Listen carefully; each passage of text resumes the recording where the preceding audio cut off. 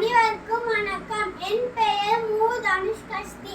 என் பள்ளியின் பெயர் ஊராட்சி தொடக்கப்பட்டுள்ள பள்ளி.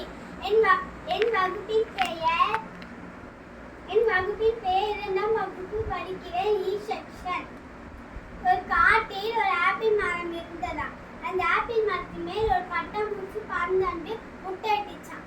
அந்த முட்டையிலிருந்து புழு வந்துச்சான். அந்த புழுவுக்கு பசிச்சுச்சான். அப்ப அது பக்கத்துல இருந்த ஆப்பிள சாப்பிட்டுச்சான். தன்னோட வீட வச்சுக்கிச்சான். அது தூங்க போகும்போது ஒரு சத்தம் கேட்டுச்சான். கிளிக் கிளிக்னு. என்ன சத்தம்னா அதை எட்டி பார்க்கும்போது ஒரு சில்வன் வந்து கிளிக் கிளிக்னு சத்தம் போட்டுச்சான். அதனால இந்த புழு வந்து வேற வீடு மாறிச்சான். அந்த சத்தத்தை தாங்காம அங்கேயும் கிளிக் கிளிக்னு சத்தம் கேட்டுச்சான்.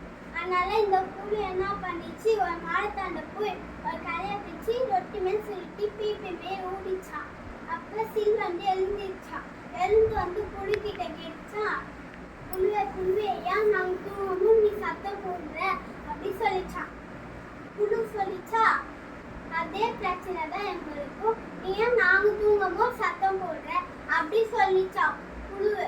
அதுக்கு சில்வன் சொல்லிச்சான், இவன் என்ன வேற வீடு மாறலாத, எங்களுக்கு கடவுள் தந்தது இந்த சத்தம் அப்படி சொல்லிச்சான் சில்வன். அப்ப இந்த புழு சொல்லிச்சான், நான் ஆல்ரெடி வேற வீடு மாறிட்டேன், இந்த சத்தத்தை தாங்க முடியாம சொல்லிச்சான். அதனால இந்த சில்வன் சொல்லிச்சான், என்னால முடிஞ்ச அளவுக்கு நான் கம்மி பண்ண பாக்குறேன் சவுண்ட அப்படி சொல்லிச்சான். நான் வேணா வேற வீடு மாறிக்கிறேன் அப்படி சொல்லிச்சான்.